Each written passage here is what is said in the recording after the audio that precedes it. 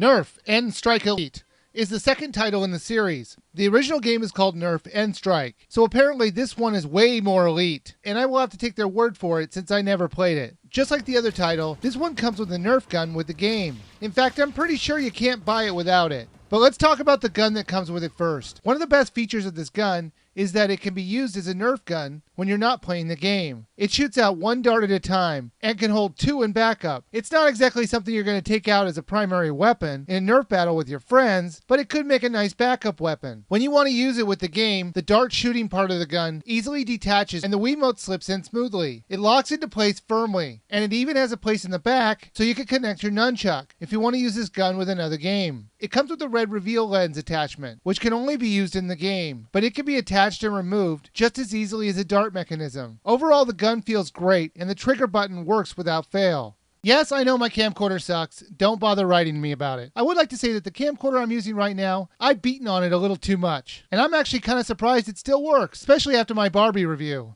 And I was almost about to die when it tells me I just made a miraculous recovery. I would say so. I just jumped off a mountain and neither my horse or me was injured. You know, that reminds me of another time when I was taking some video of my kids. All right, that's good. Come on down that way.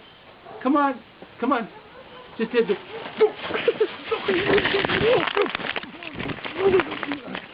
Whoa. Oh. Whoa.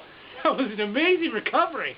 Now, the game itself is a rail shooter. You don't move your character, the game does it for you. It simplifies the controls for the kids, and I thought that was a good idea. There are no real guns in the game, just Nerf guns and Nerf darts. Sometimes missiles that come at you, but I got the feeling they were more Nerf dart missiles, not the real kind. Seeing how they can be stopped by a Nerf dart. You're trying to stop a bad guy named Bob, who wants to use his robots to destroy the world. But I do have to say, if a Nerf gun could destroy a robot, I'm pretty sure a stick and a stone could do the same thing as well. So I think that Bob's robots need a lot of work if he's really going to try and do this whole take over the world thing. The story has a couple twists and turns, which makes it a little bit interesting to keep progressing. There were about 10 different kinds of enemies in the game, and the gameplay could get really repetitive after a while. However, they did do a good job of mixing up the level designs, and not just having us do one building after another. Sometimes it would just be the normal storm the complex mission, or other times it would be defending yourself while traveling. You have 4 characters to choose from. They each had a different style of gun, whether it be fast shooting, powerful guns, or just long distance shooting. Each of the characters had 4 guns that you could play with, but 3 of them are locked at the beginning of the game. Now, each of these guns can be upgraded to your liking. From power, speed, clip size, or even the color of the gun can be changed. There are a lot of little tweaks you could do to personalize your gun. To buy more guns or just to upgrade them, you'll need to find energy tanks. They're scattered throughout the levels. All you have to do is shoot them to collect them. So you will need to keep an eye out for those tanks, because in the later levels, the basic weapons won't be enough. One of the more interesting twists of the game is the use of the red reveal lens that you can attach to your gun. It can be used to see weak spots on the enemies, find hidden areas, or even decoding the messages on the screen to unlock guns and other things. All you do is look through the lens, and a color will stand out. I wish I could show you what I mean, but obviously I can't. I thought it was a good idea, and it was really executed well. All the codes you get from the game are inputted on a special menu. One of the best parts of this was that if you unlock a gun that you've already bought, it'll give you back the money that you spent on the gun. I thought that was really cool. It didn't punish you for buying the gun without the code.